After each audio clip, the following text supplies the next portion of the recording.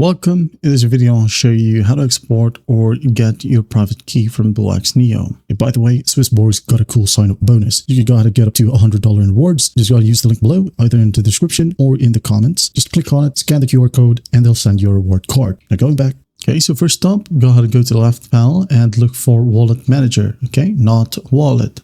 Wallet Manager. Click on it.